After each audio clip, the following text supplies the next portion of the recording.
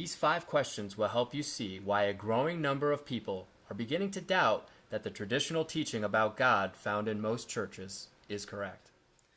Number 1, Jesus was a Jew, right? Well, Judaism at the time of Jesus and to this day confessed belief in only one individual who is God, the one called Yahweh or Jehovah, the God of Abraham, Isaac, and Israel. If Jesus was a Jew, then he too must have held this belief, right? Well, we don't have to guess, because Mark 12:28 through 34 actually records a conversation in which Jesus explicitly agreed with a non-Trinitarian Jewish scribe on his Jewish definition of God. So if Jesus believed in the Trinity, then he should have disagreed with this Jew, right? But in fact, Jesus not only agreed with him about who God was, but even complimented him, saying, "You are not far from the kingdom of God." Doesn't this mean that first-generation Christians like Jesus held this same view of God as the Jews? A second question that has caused some trouble is that we cannot find a single place in Scripture where the Trinity is explained. Where is the verse, chapter, or book that simply states the doctrine?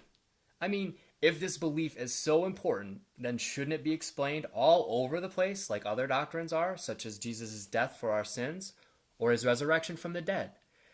Now, we do know that the Bible can be used to support the Trinity, but it can also be used to support slavery, anti-Semitism, and all sorts of things.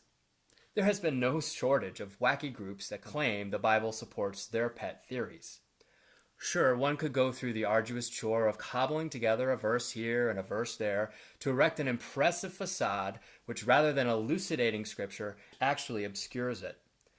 Honestly, the Trinity must be read into Scripture, not out from it. In fact, I don't think anyone can arrive at the Trinity from only reading the Bible. It has to be taught alongside of Scripture, and even then, most people don't even understand it. Not that we blame them. A third question we are constantly asking relates to controversy.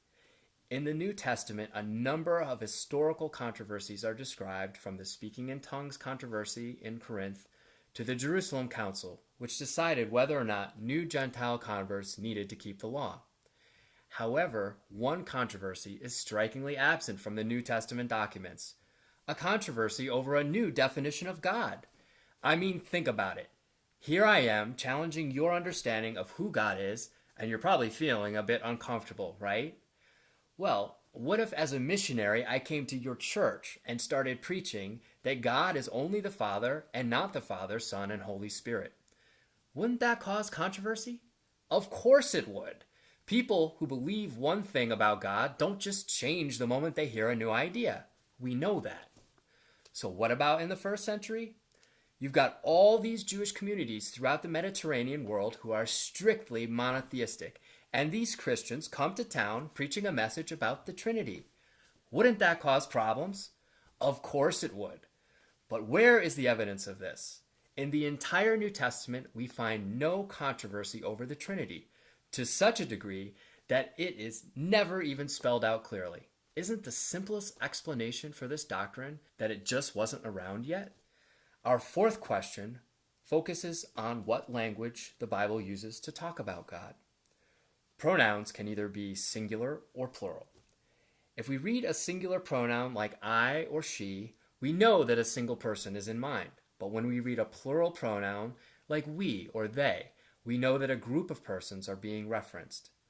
So what about God? I mean, if God is comprised of multiple persons, then of course we should find plural pronouns when God is spoken of. But if God is a singular individual, then we should find singular pronouns instead. Think back to texts you've read about God. Which kind of pronouns are used? Let's see. One of the most quoted verses in the Bible is in Jeremiah 29:11, which begins with, "For I know the plans that I have for you." If God were a Trinity, it should read, "For we know the plans that we have for you." Right?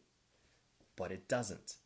In both the Old and New Testaments, tens of thousands of times, when God speaks or when people speak about God, they use singular pronouns instead of plural ones. What's the deal with that? Isn't this grammatical phenomenon evidence that God is one individual rather than three? Of course, there are plenty of other questions that we could ask about the Trinity, but we have time for only one more right now. This one is about Jesus' knowledge. If Jesus is fully God, then he must have full knowledge, right? But what about the time when Jesus said, "Of that day or hour no one knows, not even the angels in heaven, nor the Son, but the Father alone"?